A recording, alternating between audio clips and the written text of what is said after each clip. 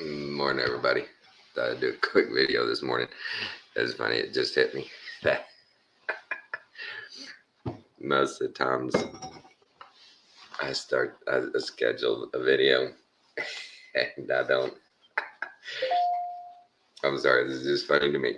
I don't ever make it to the countdown because I got to take my first one with you guys, and I'm like, oh, let's go. What are we gonna do? Okay, clock's ticking. Let's just do this. It just hit me that I always start before start time because I do my first one with y'all. Oh, and I forgot to go ahead and pull it up on my phone so make sure everything's working. Hey, everything's working. Okay, so yeah, I do that. I may schedule it for 6 o'clock, but I start early so I can wake and bake with my peeps.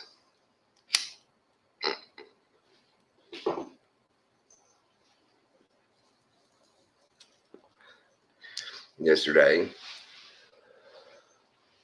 had a good day. Kathy, bless her heart, she's so worn out. And my first cough. Oh, in the morning. She's so worn out. She's so stressed out from this job. She has yesterday and today, long weekend for holidays, and she came home. She got home Thursday, and she went to bed. And she got up yesterday in the morning, about 8 o'clock. She went back to bed. She got up, and I guess around noon or so, and she said, "Hey, let's go to the beach." Well, if you know Southeast Texas, in the Gulf Coast, we don't have a lot of great beaches. We just don't. The best ones are around over by South Padre Island and Corpus and all that. That's Galveston Beach. It's okay. Well, people she works with have been telling her Bolivar Peninsula, in between here and Houston. It's about an hour and a half drive. We drove down there, and they have good beach access, and we're gonna take the RV over there and take some dogs, and you can get a permit and park on the beach, and it's pretty decent. It's not Florida, but it'll work. And I told her I'm gonna take my dogs, and I'm gonna go spend a night or two on the beach. Either take the RV or take my truck and a tent, and take my camera, and I want to get some night photos going out there on the beach. And while we're there, we're taking pictures because you can see the oil platforms and the tankers all sitting out there. And Kathy wants to take some pictures, and she wants to send her friend that she monitors all these hey Lee, Merry Christmas, buddy. Is it almost, y'all gonna have Christmas for us, right? A few hours. But they're taking pictures of the oil platform. I need to send these to myself, but I took just a wide angle picture with my iPhone. And when you zoom that thing in, there were 20 plus oil tankers and cargo ships, I guess, sitting out there in the Gulf waiting. Just waiting.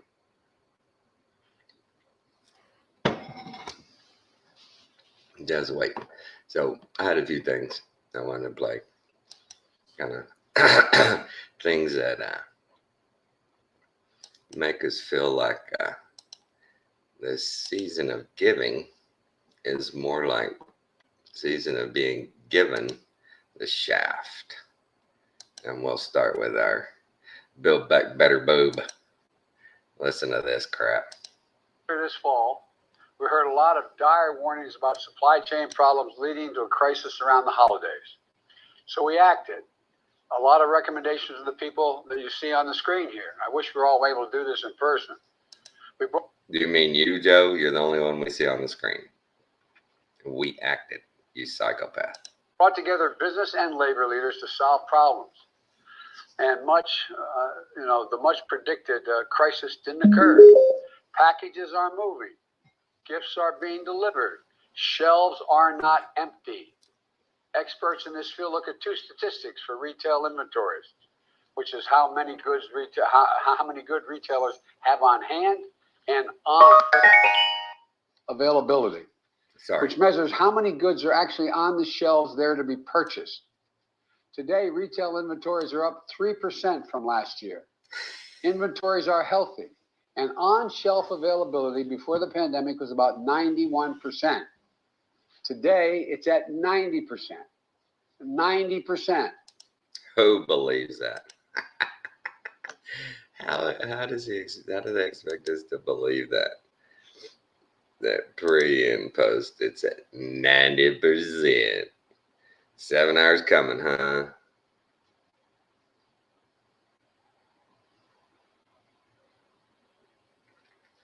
Yeah, the liar in chief. Oh my God. Cannot tell me that in 2019, the shelves, hell, even 2020, the shelves were at 91%. And now we're at 90. I just love the way they do those numbers. The Biden administration, they are the best. Oh, they're the best at those number deals. Yeah, they are the best. So that was our liar in chief. What was another one I wanted to show? Oh, this is a quick one. This is kind of funny. I mean, everybody's always busting everybody on your political correctness and your views on everything from lgbtq to whatever. Well, this guy gets asked his feelings on it, and it took me a second to go, oh, okay, I see what you're saying. This is kind of funny. Guys have been asking me, and this is going to be one of the hardest videos that I've ever done, and I'm really worried about the backlash that's going to come from it, but I just feel like my voice needs to be heard. And you guys are asking my opinion on LGBT, and well, here it goes, man. No one in their right mind, in my opinion, should ever put lettuce, guacamole, bacon, and tomato on a sandwich. So whatever, dude, you can come after me all you want, but that's the way it is. Lettuce, guacamole, bacon, and tomato. You don't mix guacamole and tomato together. So if you do that, then not only are you anti-American, you're anti-universe, you're anti-world. You should just go somewhere and never come out. So that's my opinion on it. And if you got a problem with it, then, like, subscribe, and share, please. So, yeah. Lettuce, guac, bacon, and tomato. Yeah, you shouldn't do that. That's not right at all. That's not right at all. Can't do that.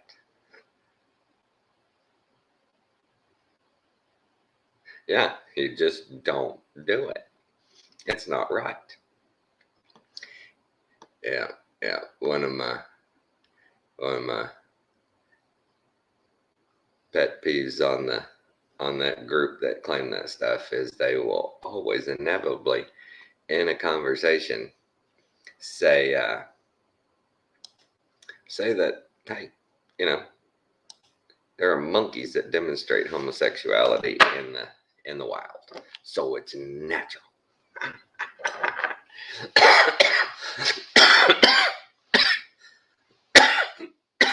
Really? That's your evidence.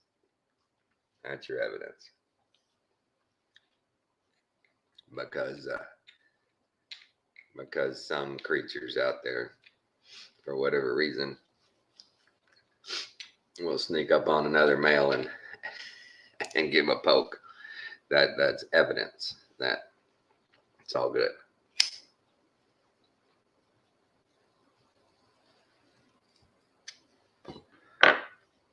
Yeah.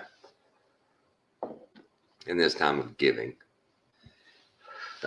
I think this may be the biggest year of the government giving us things we didn't ask for.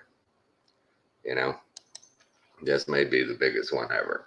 This may be the cream of the crop. Years the government was so nice.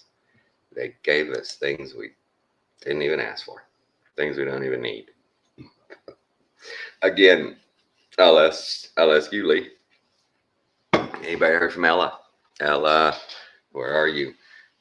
This morning I woke up with the sole intention of doing this just to see if Ella was around. I am starting to worry. She usually puts out videos.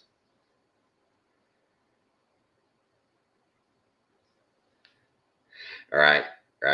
You know, I just, when you say that, I remember earliest times when I was a kid, and when my dad would kiss me, and he would have a shadow, and I hated that feeling of his whiskers on my face kissing me. Ugh, I didn't like that. I didn't like that at all. And that was just, that was an instinct as a little kid, that feeling of those whiskers sticking in my face. Ugh, that's not natural. That's not natural. Your dad loves you, and your dad gives you a dad kiss. He doesn't give you a male to female kiss. Those are totally different kisses. It's just gross. It's just gross, man. Had a friend in high school that they went to another school outside of Big Spring, little town of Forsyth. And there was this one guy that ran with them. That was he was the psycho. Okay, he was the guy that would throw a rock off a bridge. He would do the stupid stuff. And I never really cared for the guy. I always kept him at arm's length, type of deal. He ran with those guys, and when we hung out a little bit, he was always there, but he was just a psychopath. Well, go forward in time, years later, he was working at a bank. This psycho Brandon, he's working at this bank there in town, and we go in and we recognize each other. And hey, man, what's going on? And he's a loan officer and stuff. And I said, I'm gonna come get a signature loan. I'm gonna do some work at the house. Need to get me an account and just have a signature loan deal set up. He says, yeah, man, sets us up an account where I can just go in and go, dude, I need $1,000, need $2,000 type of deal. We're working on a house, and we're talking, and he's like, man, yeah, back when we were kids, man, we sure did some crazy stuff, didn't we? And I was like, yeah, you did. And he's like, well, you know what I mean. I'm like, no, I never did that shit with you. I never did that. And he just comes straight out, and he goes, well, he says, well, you're right. Yeah, you did. And he says, well, my partner, he always likes it when he meets people like you from my past. And I was like, and this is 90s, this is 97, 98. And I'm just like, your partner. And he's like, oh, yeah. He's like, oh, I'm gay. I'm like, okay, well, that explains back in high school, you were overcompensating to be with the guys, so you would just do anything. You were just crazy. It was weird.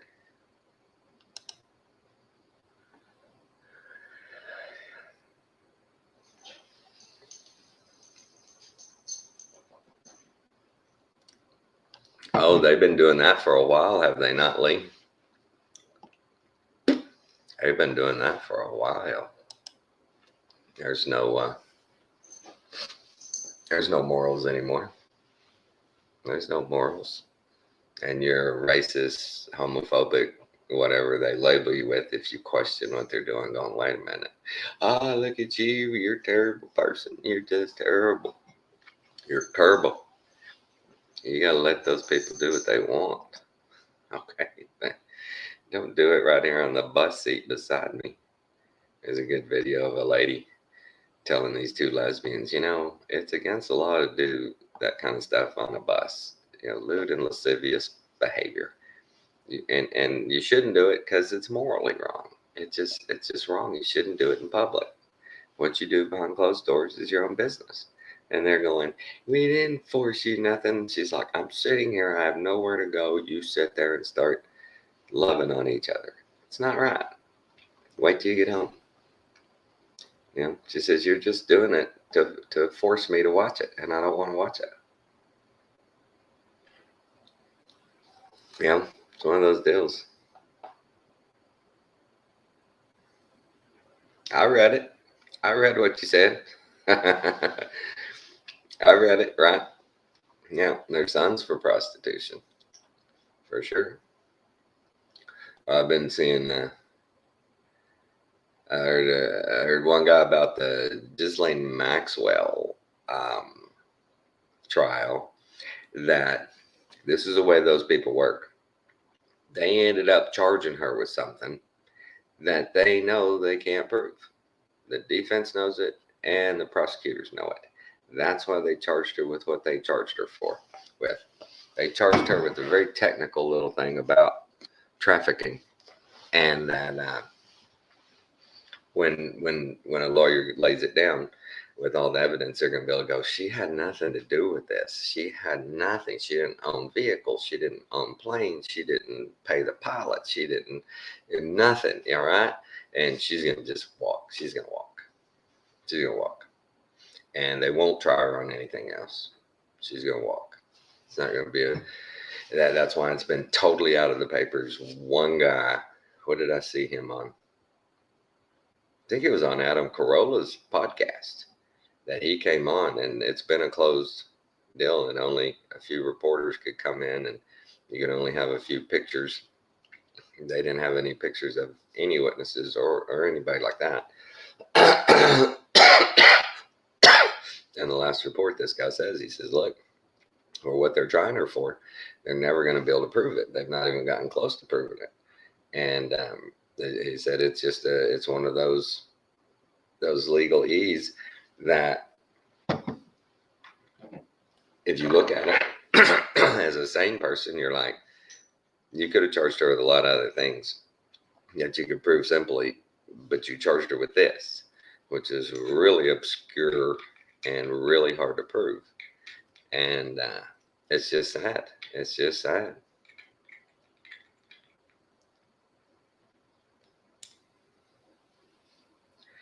Right? I mean, it's something a trick they've played forever on us, and we don't even realize they do it. Is that they may charge somebody with something, but it's usually something that they cannot prove, or it's something that they know in the end they're going to quietly plead out, and they'll walk away, and there'll be nothing.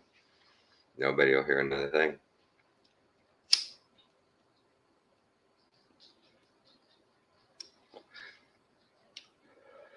You may notice I changed my hangout area. I was hanging out right there on the corner of the countertop. And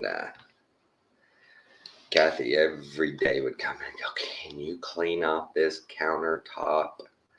Gosh, I hate when there's stuff on the countertop. My wife, she thinks a kitchen should have nothing on countertops anywhere. Maybe a toaster. Maybe, but everything. Shouldn't be anything else.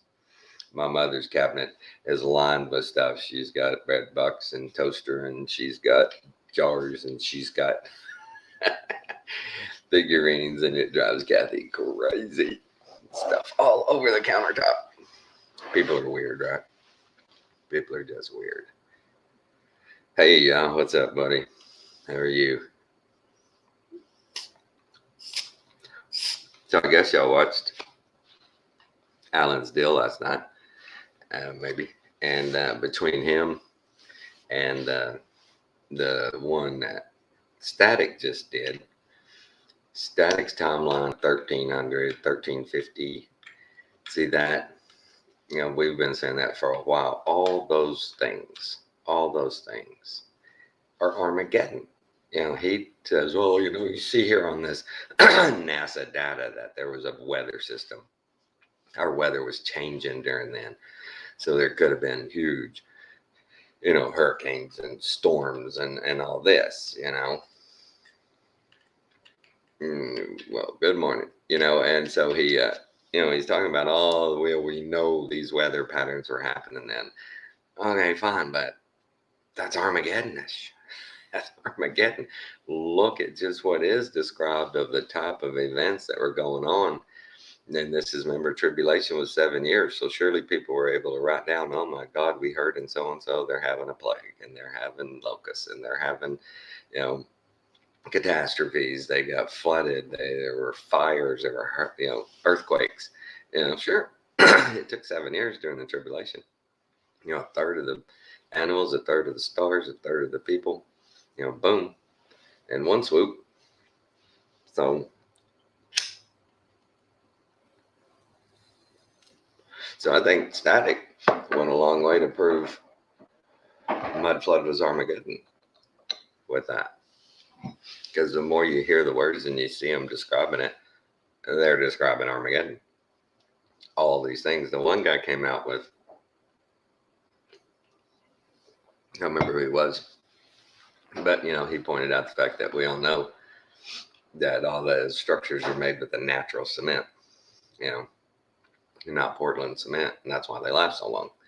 And this guy says that, you know, they perfected it so much where they can put it on like a plaster, and they called it plaster. Some people called it plaster, and that's why the World's Fairs buildings lasted so long. And that's why, yeah, those guys won't say nothing about Jesus Christ. Yeah, no, they talk about a reset, and they talk about those things. Yeah, and you know, that's why I think those atheists, those secularists, whatever they are, they're never going to hit the mark. They're going to be hovering all around the target, but they're never going to see the target. You know, they may get close, but their intent is totally different, right, than ours. And so they're just not going to see it. Right.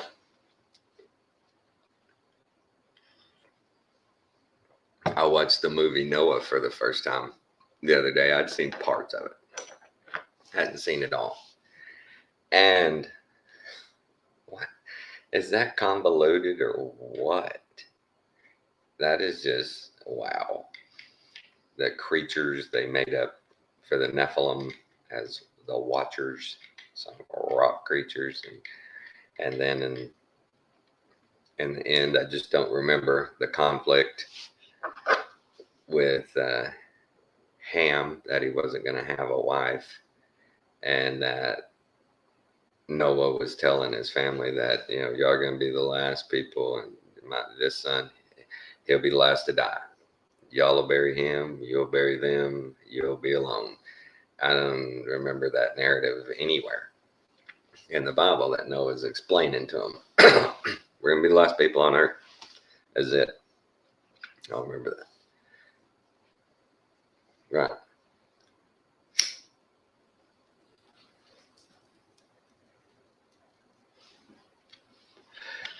I did kind of like the little concept of I got all the animals there.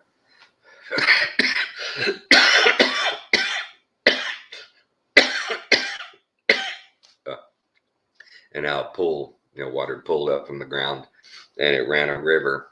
And as it cut its way, it grew food and plants, and the animals followed it back up to the ark. That made kind of sense.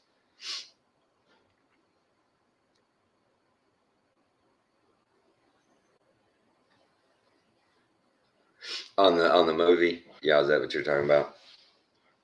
Yeah, the whole deal of the tribe of Cain being like that, and that just the way they described that, environmentally, they just destroyed the earth. This whole thing, it had a ring of environmental. That's why God was destroying the earth, was because we were being so environmentally uh, poor keepers.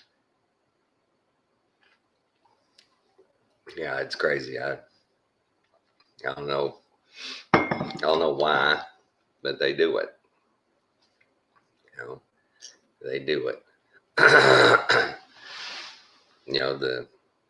When it was made, the CGI was even was even not too bad. I know, Lee. That's what I'm saying. Well, why? Where did that concept even come from? These rock people, and and then when they would die, the way their whole story, they were fallen angels, and that they would split and their soul would go back to heaven. Now, no, there's no indicator that anything like that ever happened. But I guess, artistic leeway. You get to let people do what they say. Let's look at some new stuff from this one dude that does all the pictures and NASA. Let's see.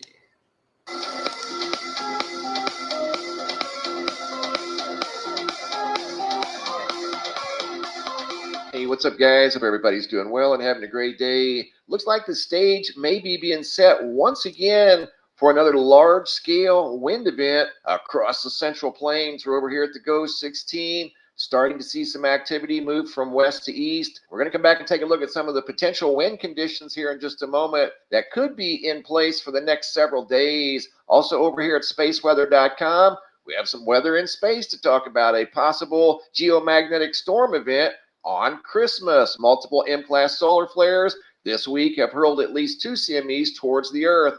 NOAA forecast models predict glancing blows on December 23rd and the 25th. The impacts, albeit small, could produce a G1 class geomagnetic storm, which could produce auroras in the high latitudes. And we also have a comet to talk about. Comet Leonard has been in the skies now for several days, and it seems to be getting bigger and bigger as it gets closer and closer to the sun. We'll be able to take a look at it here in a few days on the SOHO LASCO C3 instrument. It should be quite a spectacle, but we'll have to wait and see. Photo here taken by Michael Jagger on December 21st of 2021. And you can see that the tail of the comet has grown exponentially. Once again, we're waiting on this to appear on the SOHO LASCO C3 instrument. We'll take a closer look at the comet when it gets closer to the sun. But once again, possible geomagnetic storms brewing for not only tonight, but tomorrow night as well. And coming over here to the Space Weather Prediction Center, you can see the CME, or at least one of the CMEs that's en route.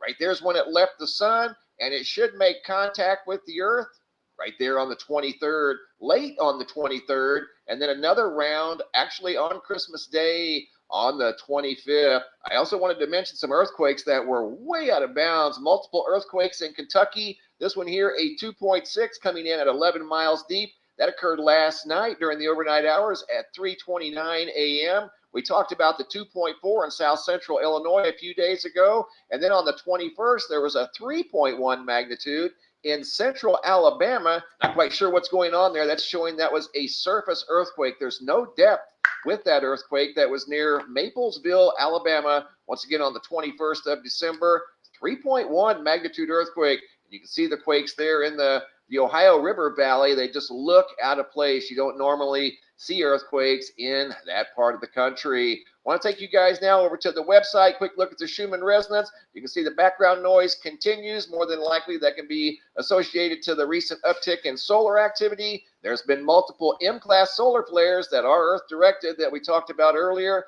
and those CME. Daggum ads.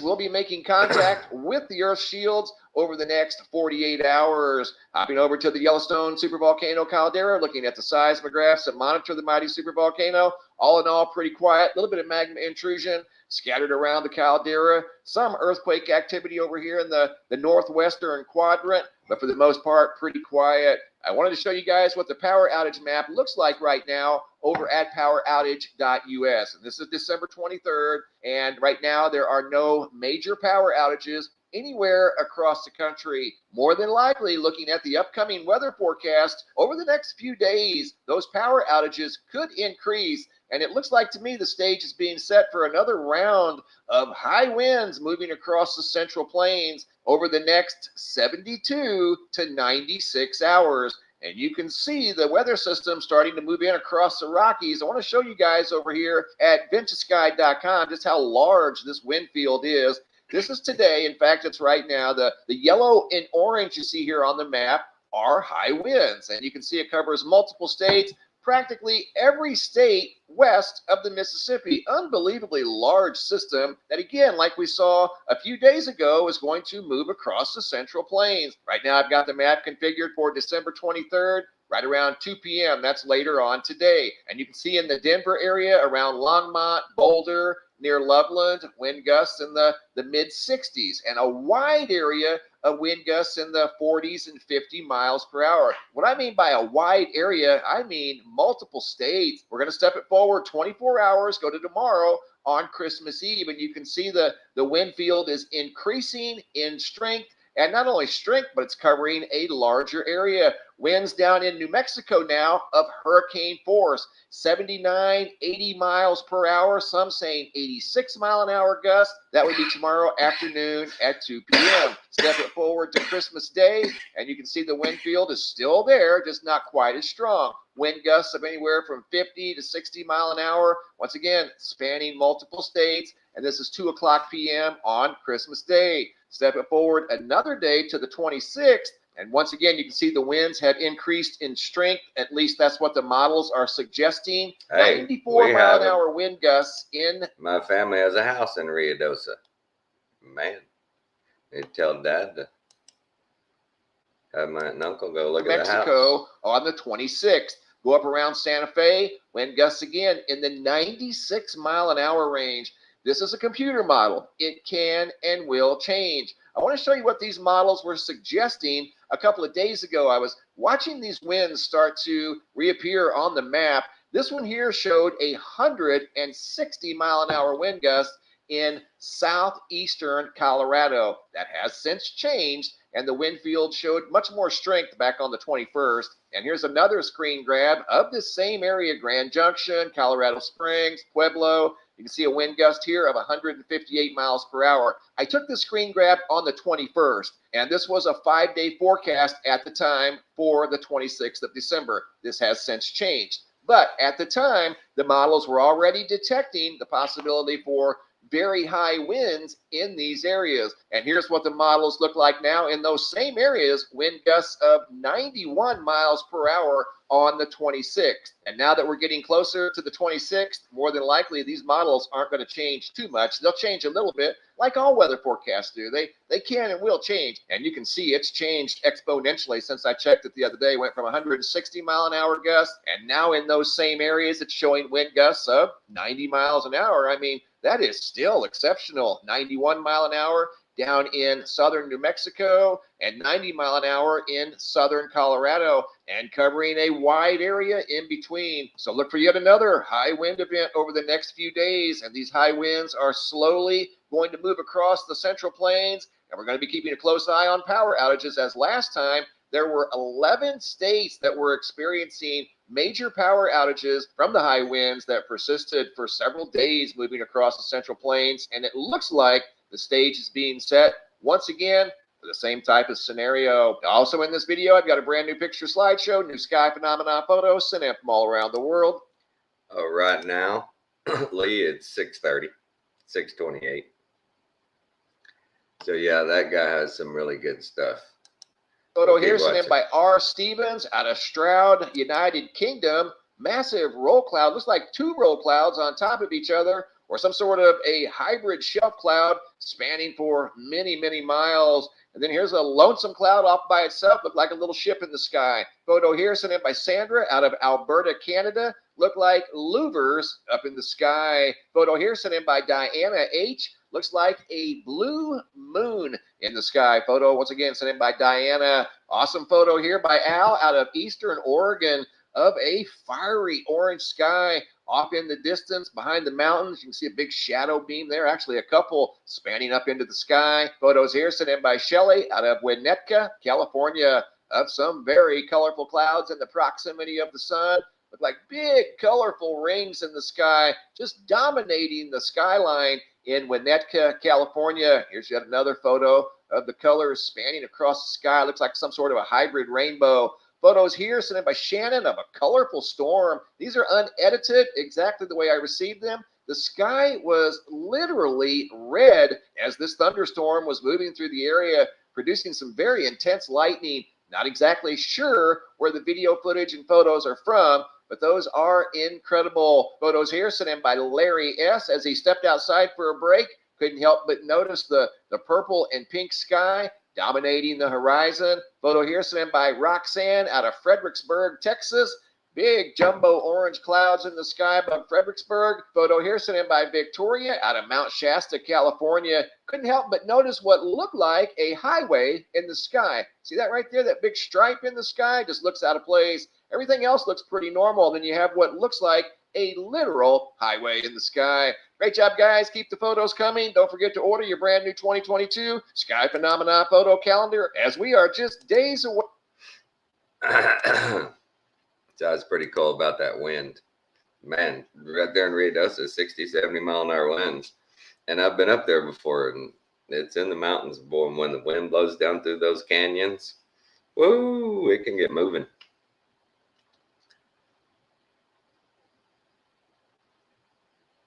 The lightning's fake, you think? Well, I've seen enough evidence that I believe there are vessels that they send up there to emit frequency and to concentrate powers and stuff. Yeah, I totally believe that. There's enough evidence of that. And it's, what do you do?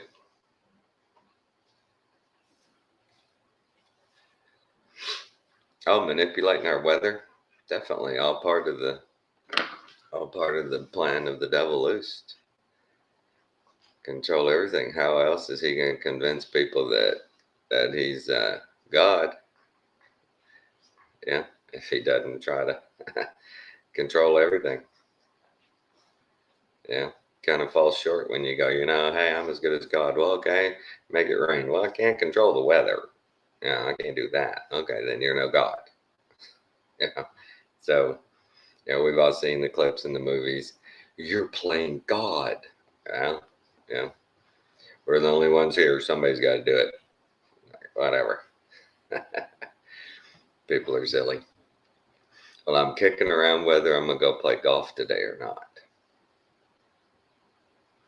The wife had suggested we run to Lake Charles. Since we got here, we're like, we got to do our casino thing.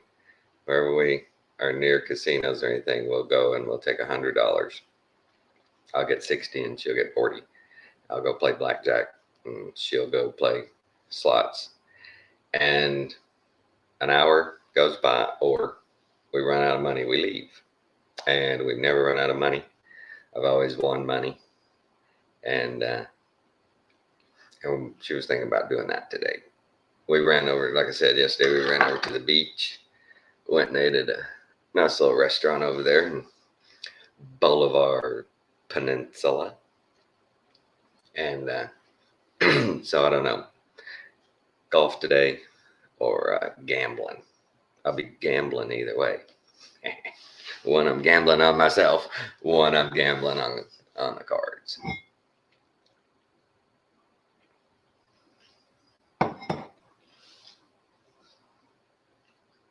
Yeah, right. I've seen all those pictures too. Some of those crazy ones from 9/11, where there's cars sitting there, and The tires are melted off, the interior, everything inside the car, all the wiring, everything is just disintegrated. But the vehicle's fine. It's like, what frequency was that? Because it didn't hurt metal at all. It didn't hurt metal at all. Oh, I know the fires out there where there's trees and just whole neighborhoods carved out, and just the houses gone. Just the houses. No trees, nothing else, telephone poles, none of that. Just houses gone. Dustification. It was all dustification. But those at 9/11, just a difference of materials in one place that would be destroyed and other materials that weren't. But then just right down there, nothing was destroyed. It was crazy. Yeah, the whole dustification deal. That was a huge video for me when I saw that. I was just like, wow, nothing. That's lady's right. There's nothing ever known to do that. Or a solid structure starts falling, and before it even gets halfway, it's halfway just disintegrated. It never hits the ground until it's dust. Wow. And nobody can explain that to us. How come you can't explain? Not that they don't want to, they just won't. I was watching some congressional deals yesterday, and wow, these guys are sitting there, and they're laying it out how the NIA, the CDC, all those alphabet agencies that deal with our health in emails, they sat there and read them out, the things that dude said, the big dog, and the things they were doing. They sit there and just deny it. And the chairman of these committees won't issue any subpoenas. They won't issue any indictments. They won't. They won't do anything. And it's crazy.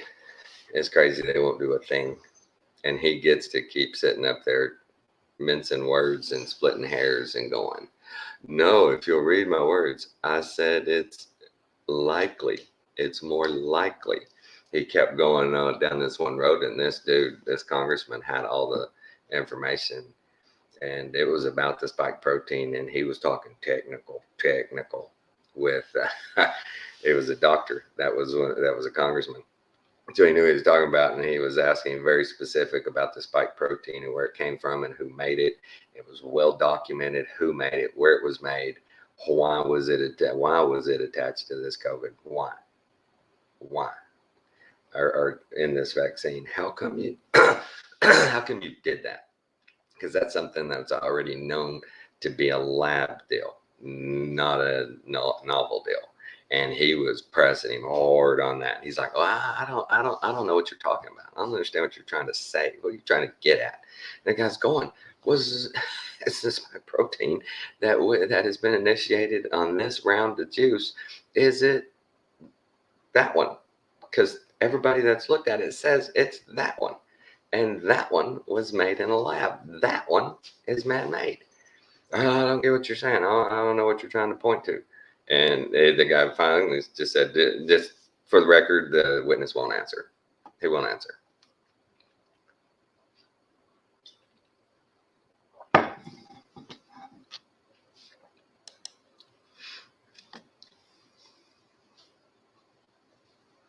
Right, untouched, exactly. And that's why I was at, what frequency are they using? Because they obviously know the exact frequency needed to not harm nature.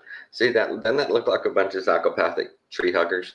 That how do we destroy the people but not hurt the trees? What do we do? God just steps in and says, I got away. You ever heard of a death ray? We got one.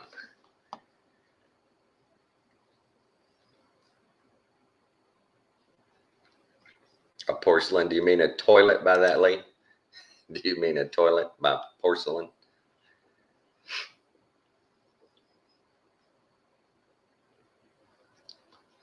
Yeah, those houses laid level. They laid level. It was crazy. Crazy. Well, guys, once again, same thing. Ella, if you're out there, if you see these videos, if you even have internet access anymore, just send us a thumbs up, something in the messages. Well, we're 45 minutes in. The dogs are going to be getting up soon. I got 2 of the mutts here. We can't wait to take them down to the beach and watch Fred chase seagulls. That'll be great. That'll be great. Okay, guys, y'all have a good a Merry Christmas here in a few hours. God bless you over there in Italy and in Northern Ireland. I know where you are, Ellen. Y'all have a Merry Christmas. Good vibrations, good discernment. Love y'all. Merry Christmas.